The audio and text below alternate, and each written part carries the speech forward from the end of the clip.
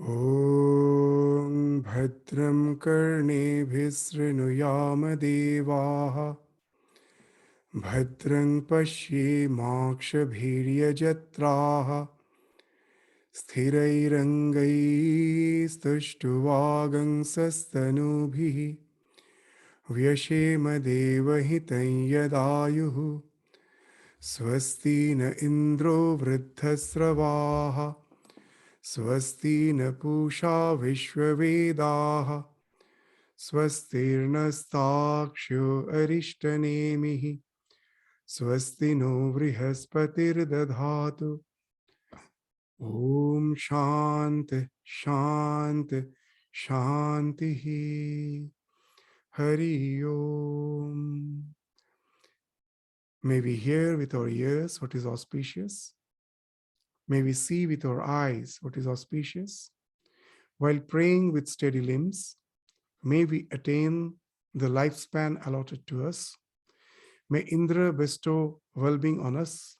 May Pushan, the god of the earth, who is all-knowing, bestow well-being on us. May Garuda, the destroyer of evil, bestow well-being on us. May Brihaspati also bestow well-being on us. Om Shanti, Shanti, Shanti. So in the last class, we concluded the study of the first chapter of the first part of Mundaka Upanishad. So now today we will enter into the second chapter of the first part of Mundaka Upanishad. Second chapter of first Mundaka. So now the second chapter of the first Mundaka, it deals with the rituals. As you have seen in the first chapter, when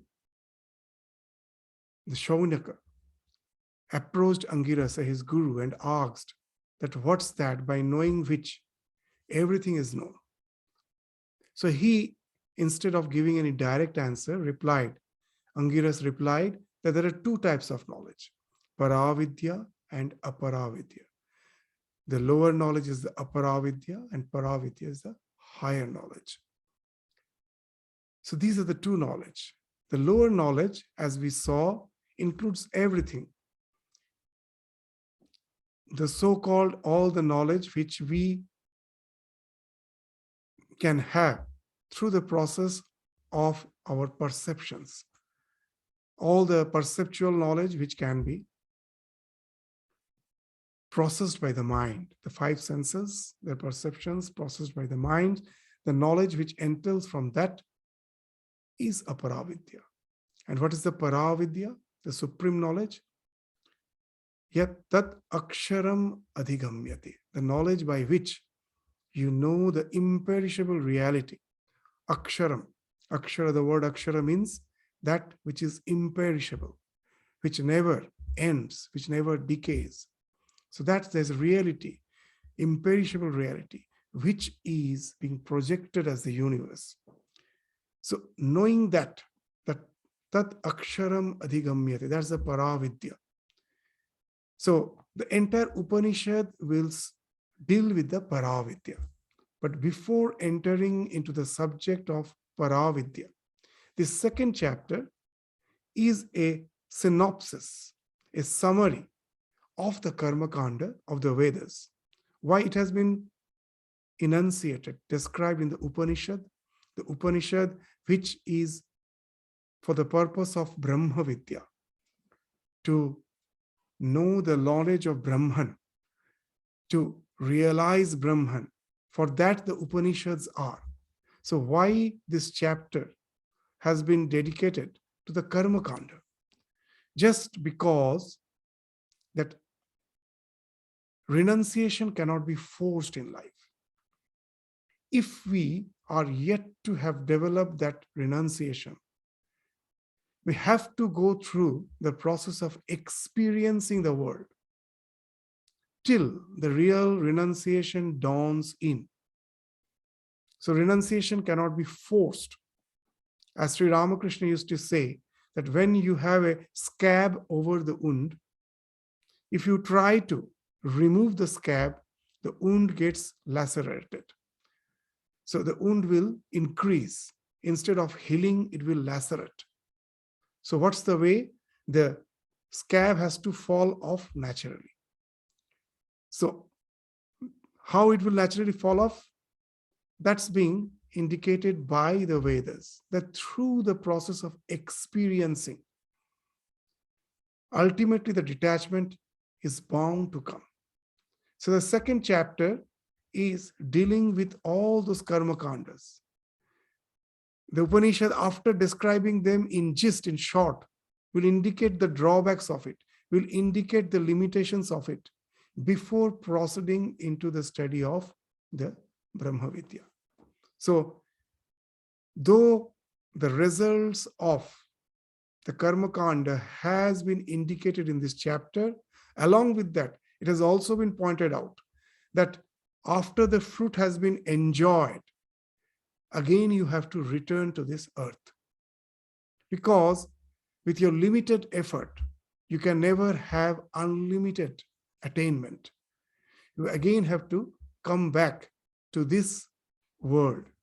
So even the life in the highest loka, the Brahma loka, as we will find in our Vedas, they speak of 7 lokas.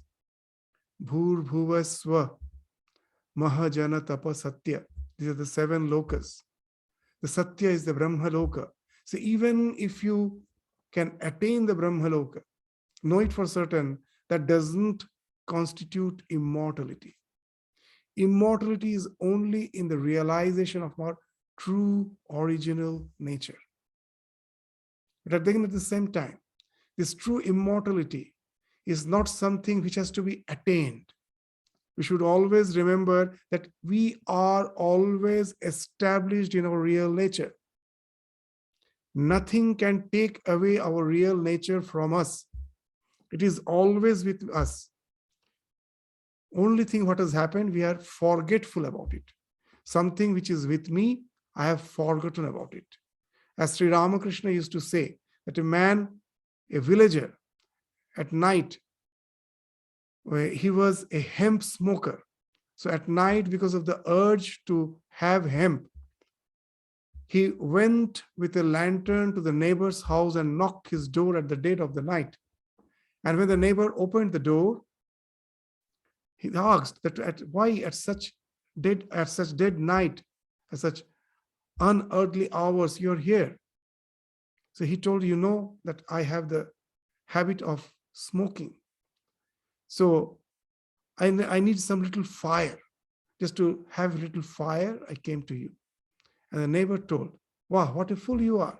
You are having the lantern in your hand, and in search of fire, you came to me. So that's the forgetfulness. The self is with us. It is our real nature. But we are forgetful about it, and we are searching it hither and thither. As in our scriptures, they speak of the deer. In its navel, the fragrance is coming from the musk in its navel. But it doesn't know. It runs throughout the forest in search of the source of that fragrance. So all the source of happiness is the self which is within us. That's in the Upanishad they speak of as Chamikar Nyaya. That when you have a necklace, a lady has a necklace in her, is hanging around her neck, and because it is covered by some cloth, suddenly she becomes forgetful about it, and she starts searching frantically. And then someone points out, wow, just what a mess you have making around. This necklace is just there in your neck. So this chamikar, the necklace, is there around your neck. So this immortality, which we speak of in the Upanishad, is not something to be attained. All the results of the rituals are something which we are going to attain. In Sanskrit, they are called prapti and apti. Prapti means to attain something which I don't have. Apraptasya prapti, that is all the results of the ritual is apraptasya prapti. That I want to attain heaven. For that, I am doing the rituals. That heaven at present is not attainable by me. Through those rituals, I attain that heaven. So it is apraptasya prapti. And then another term called in Gita, again and again we'll find that term. It is called apti. Apti means praptasya prapti. It is already with you. It is already with you. You were forgetful about it. Again, to realize it is what the scriptures speak of. Once the ignorance is annihilated, again you get established in that your real nature. So anything that is attained is destroyed in time. The thing which you are, that cannot be destroyed, because that's your nature. But if anything you attain in this life, you will find whatever we attain, we cannot keep it through eternity. It has to be destroyed at a certain point of time. So if it is true in our present life, whatever we attain in this present life, can we hold on to it through eternity? It has to go. It is bound to destroy. So if it is true in our present life, it must be true in the life hereafter. That sometimes we have the idea of eternal heaven. Upanishads were bold enough to declare that there cannot be an eternal heaven. As in Sanskrit they say, tat yatha iha karmachita loka kshiyate. Just as the way all the positions in life which I attain through karma, tat yatha iha karmachita loka kshiyate, evam eva amutra, still just in the same way, amutra, hereafter, punya chita loka kshiyate. All the lokas, all the various planes of existence that we can attain with all our pious deeds, that also has to decay. Kshaya, from the word kshaya, means decay. The word kshiyate came, that everything is bound to decay. So anything which I'm attaining is bound to, I'm bound to lose it at a certain point of time. It is bound to decay. But the thing which is my nature, no one can take it away from me. So the real immortality, which is again getting established in our real self, no one can take it away from me. Maybe I'm ignorant for it for the time being, but it is still with me. It was with me. Because of ignorance, I am forgetful about it. But though I am forgetful about it, it is still with me. When the ignorance falls off, again I will realize that I am the same person. I have lost nothing. It was just because of ignorance I felt that I am in, means abject misery, dukkha. But actually, it is just a false superimposition because of ignorance. So that's the basic idea which will be taught in the entire Upanishad. But as we mentioned, the second chapter of the first part of Mundaka Upanishad will describe the karma kanda in short, to give us an idea that what all things are achievable by it and what are the limitations of it. That though you can attain, like all the things in this world, you cannot keep it. It has to decay. Maybe the span will be more, but it has to decay today or tomorrow.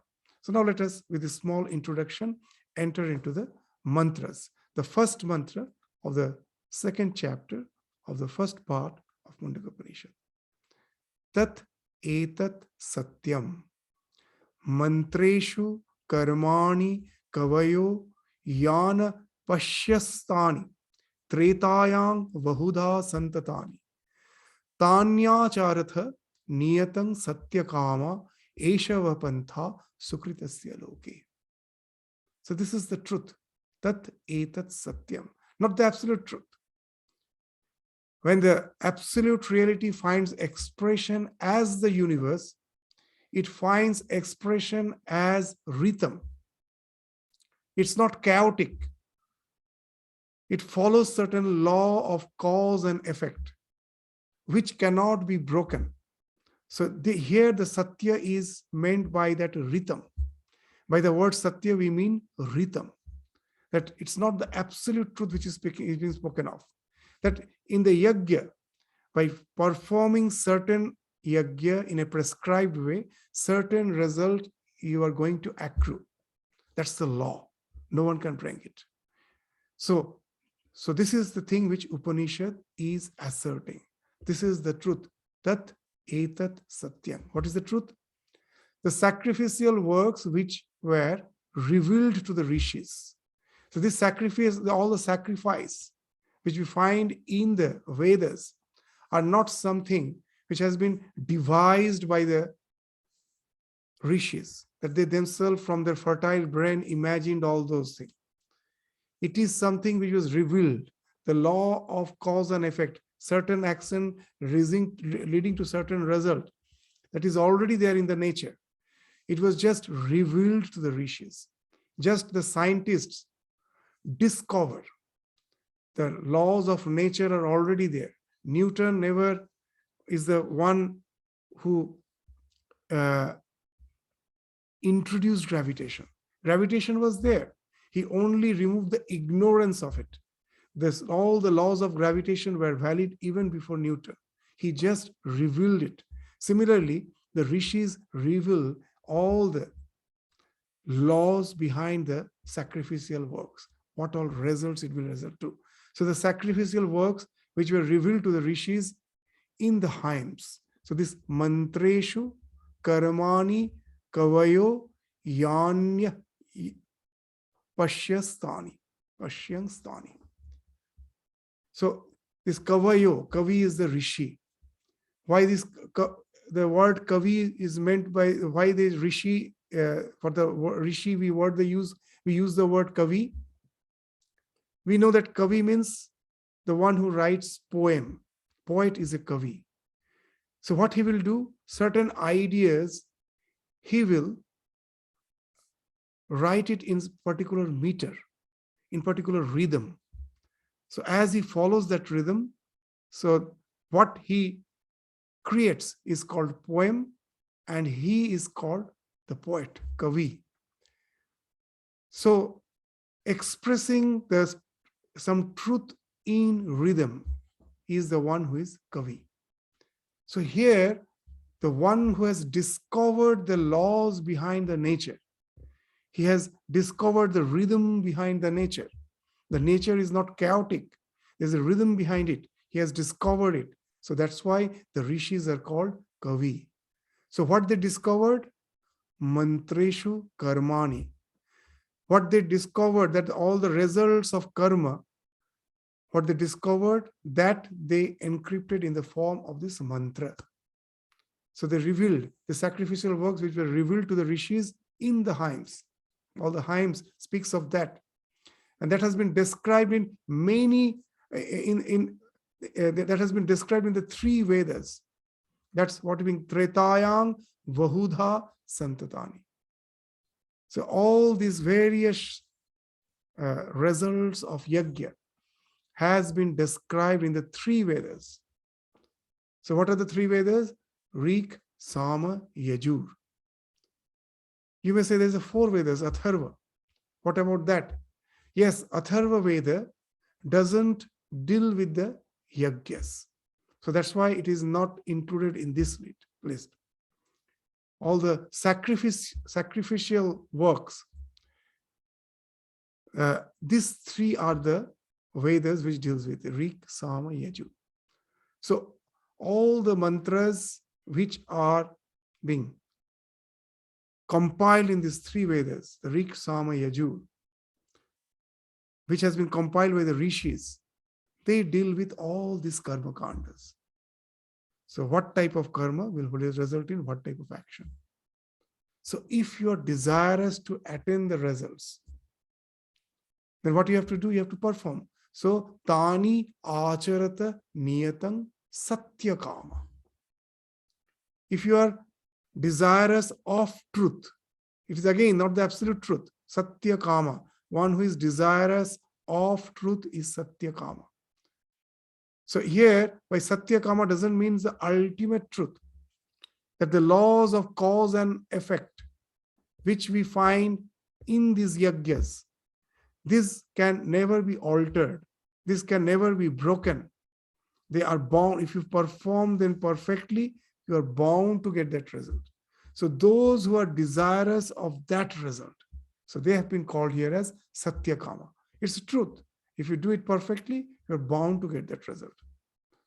So if you are desirous of the results of those actions, like attainment of heaven, then you have to practice them. Tani acharata niyatang satyakama. And this is the path leading to the fruits of your work. Esha vapantha sukritasya loke. So here the truth which has been spoken of is the effect which comes from doing the yajna perfectly. Here again, that perfection is a very important thing.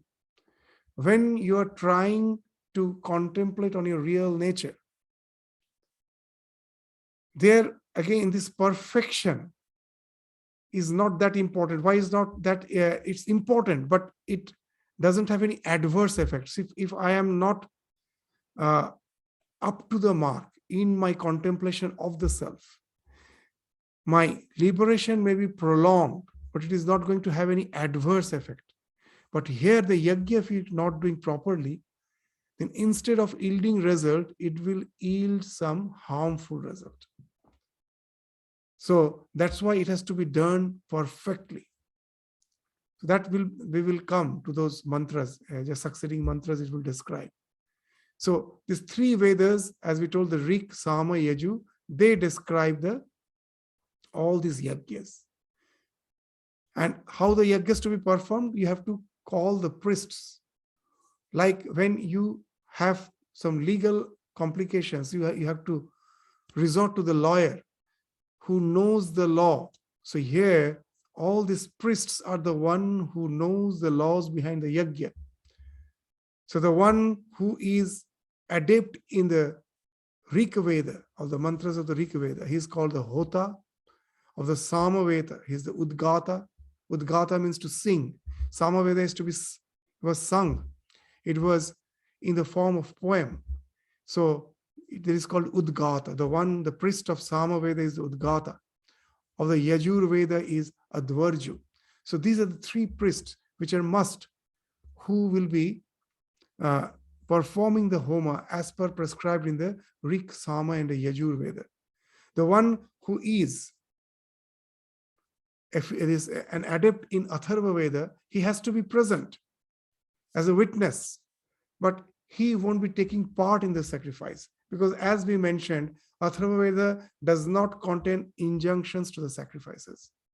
So there is no priest who will be participating in the yajna. That's why it is mentioned that Tretayam, this as has been revealed by the rishis in the three Vedas. That's why the word Tretayam is there. But some interprets the word Treta as one of the four yugas. As you all know, in Vedic scriptures, in the Puranas, there is a mention of four yugas: Satya, Treta, Dwapara, Kali Yuga. And each yuga, for the spiritual practice, had a particular mode prevalent. In Satya Yoga, it is the meditation, contemplation. That was the mode of spiritual practice. In Treta, it was sacrifice. In Dwapara, it was building temple and worshipping the deity. In Kali, it is Nama Sankirtana. In this Yuga, it is taking the name. That's the practice. So in here, why someone says as Treta, in the Treta, this is mainly all the sacrifice was the thing. There's all this Homa, sacrificial work, sacrificial works which has been prescribed in the Vedas, that was prevalent in the Treta Yuga. So that's why the word Treta has been used here. But whatever may be the meaning, the real thing is that these are in the form of hymns in the three Vedas. And it has to be practiced as it has been indicated. So if you want the results of those actions, you still don't have that renunciation to renounce the results of action and be established in your own self. You want to enjoy the various lokas. So then, tani acharata niyatang satyakama. So practice them, being desirous to attain the results of those action, of those sacrifices. So each of those sacrifices, when rightly performed, produces definite result. You will find there were so many yagyas, putreshti yagya, that in the Ramayana it is mentioned, when Dasharatha was not having any children, he did that putreshti yagya to get the progeny. So what, each yagya has a definite result. So whatever result you want, accordingly you do the yagya. If you do it perfectly, know it for certain, you are going to get that result. So this is the thing which is being mentioned here. So in the previous chapter, we found that the lower knowledge and the higher knowledge has been described. The result of the lower knowledge is life in samsara, where everything is flowing. Samsarate iti samsara. Everything is flowing here. So nothing is going to be permanent. If you want that, well and good. You may be happy with the temporal pleasures of life, but know it for certain, it is not going to give you the permanent happiness. And the result of the higher knowledge is moksha, the liberation. Samsara is characteristic just as to enter into this chapter. Shankaracharya in his commentary is introducing by this subject by first showing the difference, the demarcation between the result of the aparavidya and the result of the paravidya. So this samsara is characterized by multiplicity of actions and their corresponding results. See, there are so many academic courses. By pursuing each academic course, you get a definite type of profession. So similar thing is being indicated in these Vedas. So all these various yagyas are meant for their corresponding results. But moksha, on the other hand, consists of cessation of the samsara. You want to go beyond it, which is free from the shara vikara. That's why it is akshara, which is imperishable. That all the 6 changes which we see in this life, in anything, jayate, asti, vardhate, viparinamate, apakshiyate, nasti. That we are born, we exist, we grow, we transform, we start decaying, and then death. So all this shara vikara is negated there. So you have to get established in that. It's not just mere knowledge. You have to realize it. As the Upanishad will be saying again and again, Atma va are drashtavya. Drishti, drashtavya. You have to as if see it. Not the way we see the objects. It is something which is perceived as the core of my being. It has to be realized. And how it has to be realized? Srotavya, mantavya, nididhyasitavya. You have to hear about the truth, the absolute truth. And mantavya, you have to do manana over it, cogitating over it. The idea may not be very clear at the very beginning, but constantly cogitating upon it, an intellectual conviction will develop. Yes, there is something which is imperishable and which is the real nature, my real nature, and which is that non-dual reality behind the entire existence.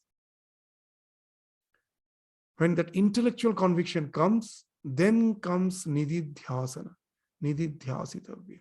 To meditate on that intellectual conviction is nididhyasana. So that it becomes a palpable truth in your life. By meditating upon it, you go to that realization ultimately. So this is the process. After you hear srotavya, mantavya, you mentally cogitate, and then on your intellectual conviction, you meditate, which will take you to the realization. So now what are you going to realize? What's that absolute realization? We all can have an inkling of it. That when I was a small child, the same I who has now grown old, Do you feel the idea of amness which you had as a child has changed when you have grown old? It is the same amness. That amness never changes. It is I who was a small boy. It is I who was a young, I was the infant, I was a young boy, I was a middle-aged person, I will become an old person. It is the same I. So it is beyond the Sharavikara. It is the witness of all the 6 changes. Not only that, it is the witness of the 3 states of our existence: Jagrat, Swapna, Shushupti. When I am awake, when I am in dream state, and when I am in deep sleep, the experiences are changing. The experiences are contradicting. The experience of the dream state contradicts the experience of the waking state. But the one who is experiencing, can you doubt that about its existence or about the identity of the same, that's the one who is witnessing, the same eyewitness. So to realize that unchanging amness as the imperishable reality, it is behind all the Saravikaras, it is behind all the 3 states of our daily existence: Jagrata, Swapna, Shushupti. And what it is, it can never be objectified because it is the eternal subject. So you can never objectify, just the way I can point out to a flower that this is a flower. I cannot point and say this is a self because it is the eternal subject. Just as with the eyes, I can see everything, but I cannot see the eyes with the eyes. So the ultimate subject can never be known that way, can never be objectified, but it can be realized just as the way Shankaracharya is saying, like a fruit in your palm. Karatala amalakavat, as if you are holding a fruit in your hand. So that way the self can be just directly, you can be directly realizing it. So that's the aim. So the second chapter will be beginning with the description of the lower knowledge. So though the higher knowledge will be described in the succeeding chapters, here first to give an idea of what all those sacrifices are and what results it lead to, it will be described in this chapter. It will be shown in this chapter after describing the result that all the results are ephemeral. They are not permanent. So only when a man understands this, then only he will desire to cultivate the higher knowledge, which results in liberation. So it is through bhoga. You have to go to the yoga. There is no other way. Unless we all have developed to a certain extent dispassion through the experiences of life, it is almost impossible to develop that renunciation, which is the prerequisite for Brahma Vidya, for getting established in Brahma Vidya. So that's why, as that experience is required, in short, the Upanishad now will start discussing the yagyas, as has been described in the Vedas, but it is just in short. So the second mantra will speak of the Agnihotra sacrifice. So it was one of the most predominant sacrifices. It precedes all other sacrifices. That's why that has been taken for discussion in the second mantra of this second chapter of the first part of Mundaka Upanishad. So let us read all these mantras which deals with the sacrifices. It doesn't have much to discuss, but as we have to do justice to the study of the Upanishad, we will go through them. So what's the second mantra? Yada lelayate herchi samidhe havyavahane tad ajya bhagavan tarenahuti pratipadayat. Yada lelayate hi archihi samidhe havyavahane.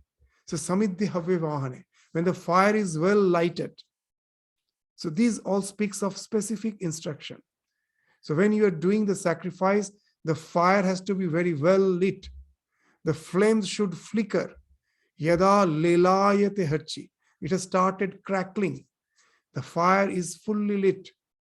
Then you have to offer the oblation. Where? Tajya tat ajya bhagavat tarena huti. Means you have to imagine the fire as two halves, as the left and the right. The sacrificial fire has to be visualized as having two halves, and the oblation has to be offered between those two halves. So this is the basic concept behind all the yajnas, fire sacrifice. That why we are offering oblations to the fire, because the idea of so many gods are there. These ideas of gods are the personification of the forces of nature. Like Varuna is the wind god, Indra, the thunderbolt god. All these forces of nature has been personified. So to appease them, so that the Indra, the Varuna, if they just are not pleased with us, there can be natural disasters.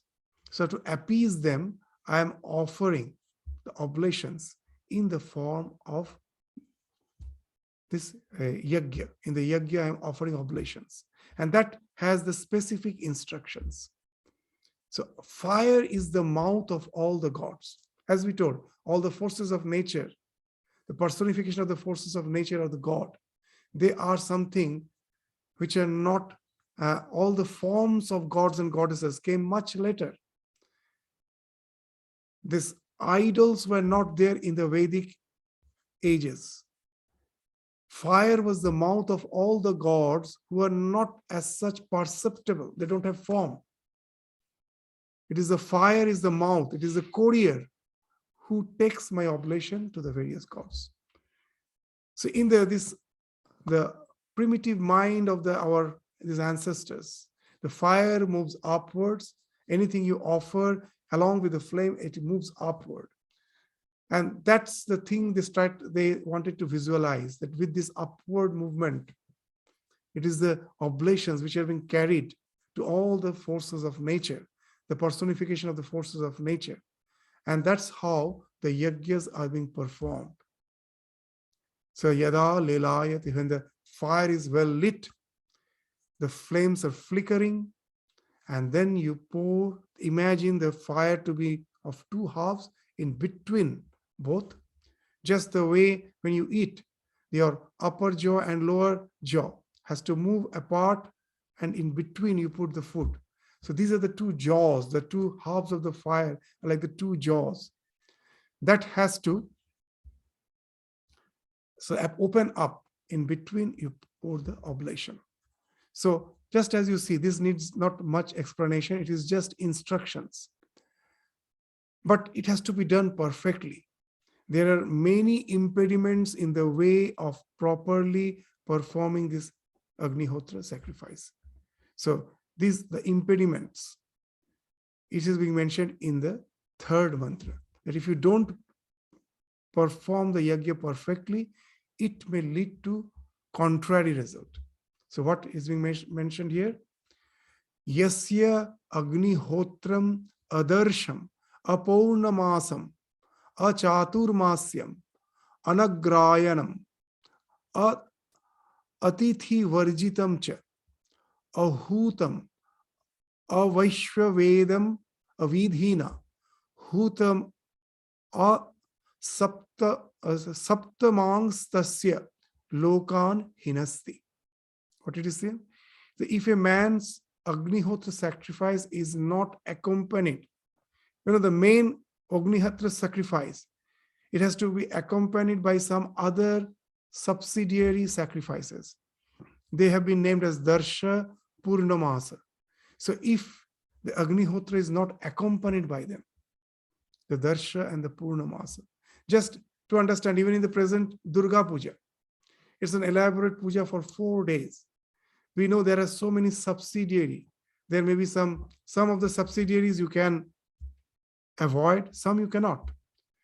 Like on the Ashtami day, the Kumari Puja is not something which is must. You may do, you may not do. But on Navami, the Homa, It has to be done. You cannot avoid it. Sandhi puja has to be done.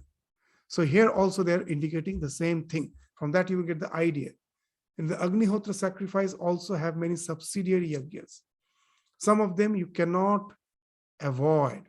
It has to be done along with the main sacrifice. So what are they? Darsha, Purnamasa. These are the sacrifice.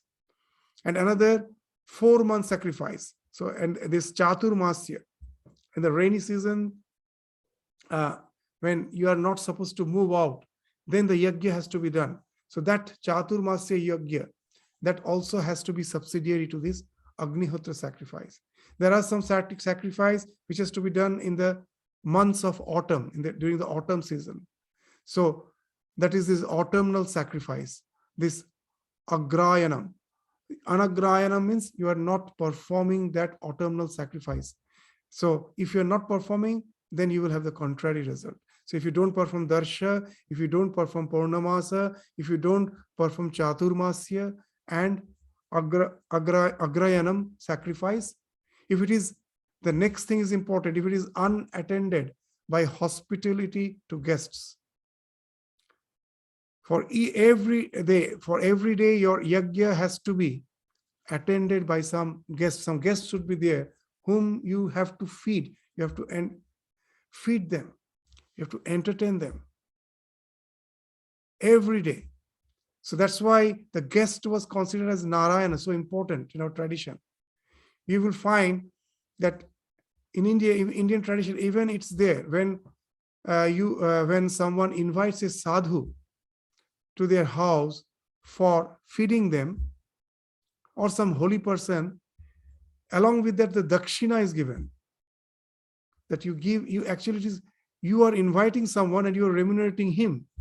You may feel, how I'm already treating him, why to remunerate? The idea is here, because if you invite someone, he doesn't come, the yajna remains incomplete. So you have to remunerate and make it a must that they should come. So that's the idea where this, if it is atithi varjitam, then again the yajna won't yield its result. So, and then what? This unaccompanied by another ceremony called Vaishwadeva ceremony. So these are all intricacies of the Vedas. We won't go to the details of it, that you may now ask that what is Darsha sacrifice, what is Purnamasa? They are all in the Vedas. We need not go into them. Why then we are studying this? Just to say that how much perfection was required for this yajnas. It had so many subsidiaries. All has to be taken care of. Atithi was very important, because in when you're doing any yajna, lot of vows are there, and all the vows has to be taken in someone's presence. If vow is not taken in someone's presence, there is no witness to that vow, what vow you have taken. So have you ever seen a wedding ceremony where guests are not there? Why this tradition is there, that during the wedding the guests should be there? Because when the groom and the bride are taking the vows that they are going to be just faithful to each other, they're going to complement each other throughout the life. If these vows are not heard by someone, that was the real idea, actual idea. Everything has now become just a ritual. Now, what's going on, no one bothers. But the real idea is that I have taken the vow in front of all. Now, if I break, all knows that I have just broken the vows. So the vows become something very, very authentic when it is taken in someone's presence. So that's why atithi becomes very important, because the vows has to be taken in someone's presence. And then you have to, of course, entertain them. So that's why atithi was so important. So if I'm not doing the yajnas perfectly, taking care of all these subsidiaries, then what happens?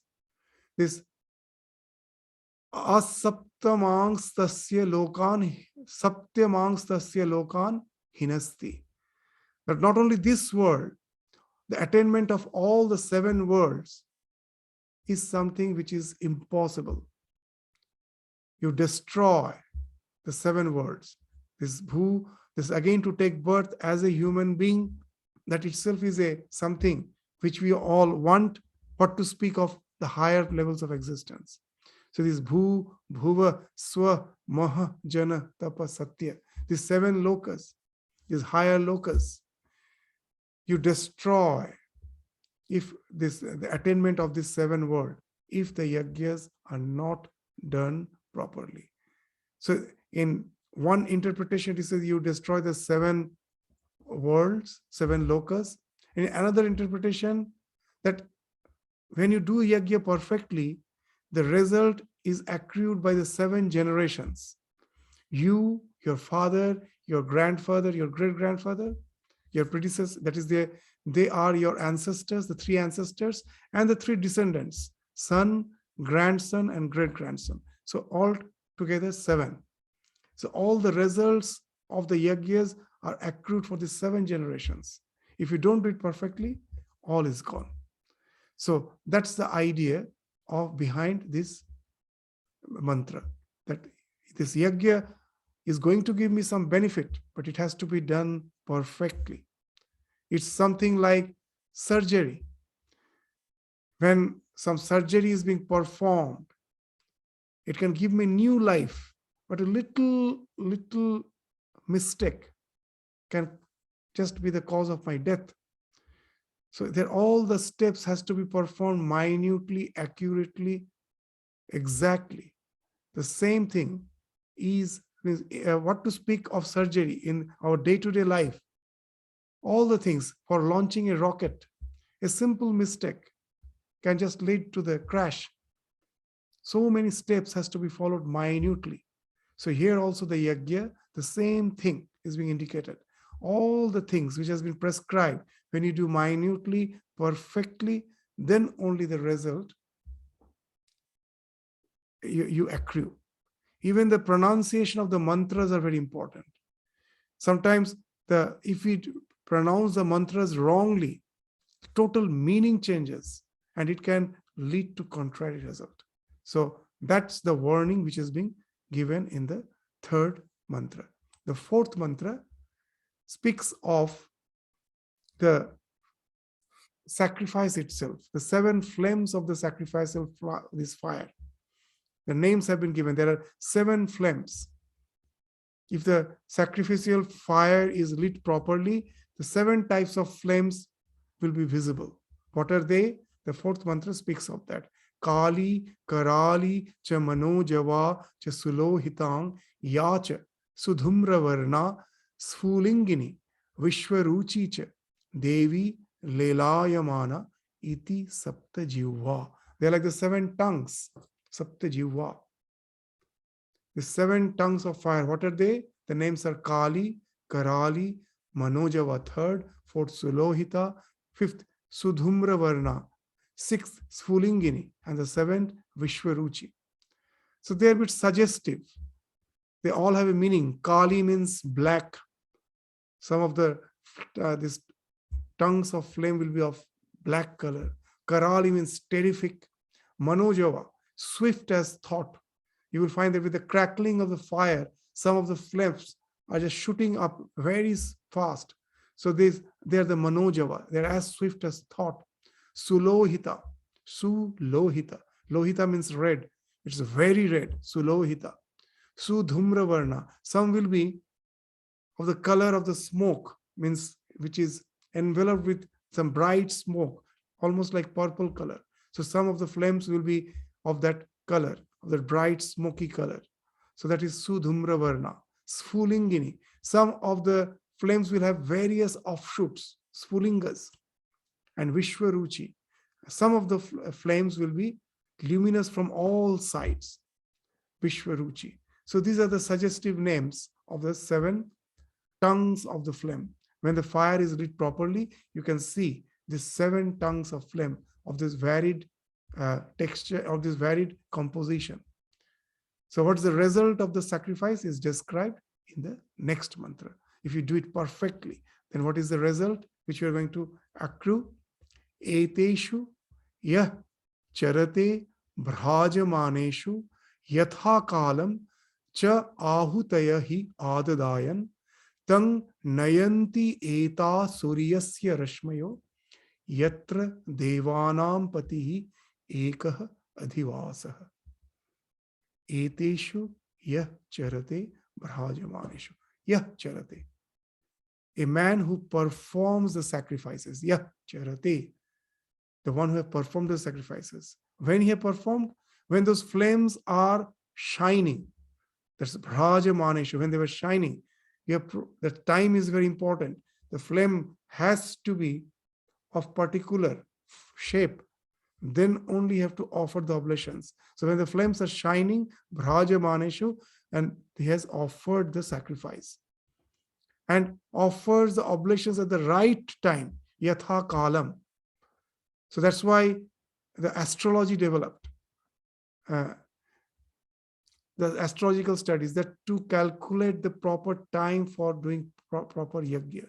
So yatha kalam, in the proper tithi, with the proper nakshatra, taking all those things into account, you do the yajna in proper time, and is taken up. Then if you have done that correctly, then what happens? Then you are as if taken up and carried by the oblations. Tang nayanti eta. So when you do the oblations correctly, these results, your results which you accrue is as if takes you up along with the flames on the rays of the sun. Suryasya rashmaya. It speaks of effulgence. The sacrificial fire takes you up along with the rays of sun, where? To the sovereign of the God, where the devas, the yajna, the deities of the yajna, where they reside, the heavens. So yatra devanam pati eka adhivasa. It can be the Indraloka, it can be the Brahmaloka. So that's the idea. When you do the yajna properly, along with the flames, you're carried with the rays of the sun to those lokas, effulgent lokas, where the devas reside. And it has been this, how the sacrificer is led to the heaven is poetically described in the next mantra. So we will just, I have nothing much to discuss. We will just, as we told, just to do justice to the study of the Upanishad, we will study them and go through its meaning to understand what is the idea behind it. So it's very poetically described that how, just the way when you welcome a guest, when a guest, some VIP guest is there, you are there to welcome him. Similarly, when you are taken to the heaven, you are welcomed. So how? Ehi. Ehi means come. Iti tam ahutaya suvarchasa. So this, what is said is tam ahutaya suvarchasa. This luminous oblations say to the sacrificer. These oblations, they are welcoming. Say to the sacrifice, what they say? Ehi iti. Come, you are most welcome. And lead him to the rays of the sun. Suryasya rashmibhi yajamanam vahanti. They call him, these oblations call him, and as if put them, just the way some guests just welcome you and make you sit on the car. So here the car is the rays of the sun. On that you are being boarded. So the oblations board you on the rays of the sun. Suryasya rashmibhi yajamanam vahanti. So vahana becomes the rays of the sun. Suryasya rashmi. The one who is doing the yajna is the yajamana. To him, the sacrificer, is being carried by the rays of the sun. And they speak all sorts of lovely things to you. Priyam vacham abhivadantya archayantah. They worship you. Archayanta means they worship you. And they greet you with all sorts of pleasant words. Priyam vacham abhivadanti archayanti. They worship. They welcome you with all pleasant words. And what they say? Esha vapunya sukrita brahmaloka. This is the brahmaloka which you have attained through your great deeds. So with all this what you say, this all these rituals, all this paraphernalia, you are being welcomed to that loka.